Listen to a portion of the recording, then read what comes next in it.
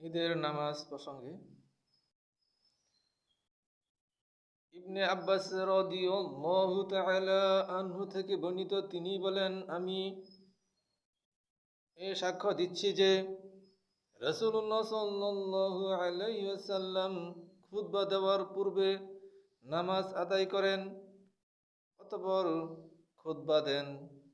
তিনি মনে করেন যে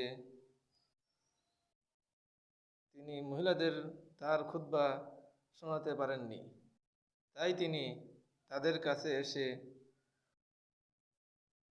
ওয়াজ নসিহত করেন এবং সদকা দেওয়ার উপদেশ দেন। বিলাল রাদিয়াল্লাহু তাআলা আনহু তার দু হাতে কাপড় প্রশস্ত করে ধরে রাখেন। মহিলারা তাদের কানের বালা, আংটি ও অন্যান্য জিনিস এতে নিক্ষেপ করেন।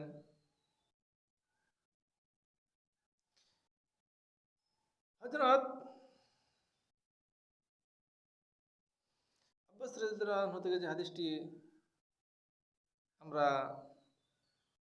জানলাম, এর দ্বারা আমরা দুটি জিনিস বুঝতে পারলাম।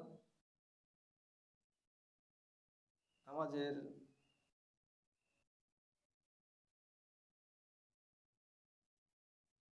আদায় করার পর খুতবা দিতে হবে এবং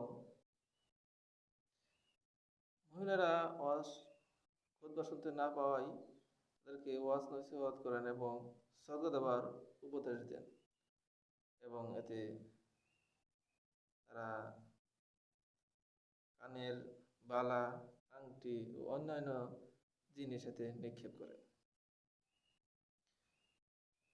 ইবনে আব্বাস রাদিয়াল্লাহু তাআলা আনহু থেকে বর্ণিত, তিনি বলেন, রাসূলুল্লাহ সাল্লাল্লাহু আলাইহি ওয়াসাল্লাম ঈদের দিন আযান ও ইকামত ব্যতীত ঈদের নামাজ পড়তেন।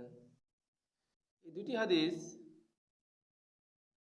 সুনান ইবনে মাজাহ, হাদিস নং হচ্ছে 1273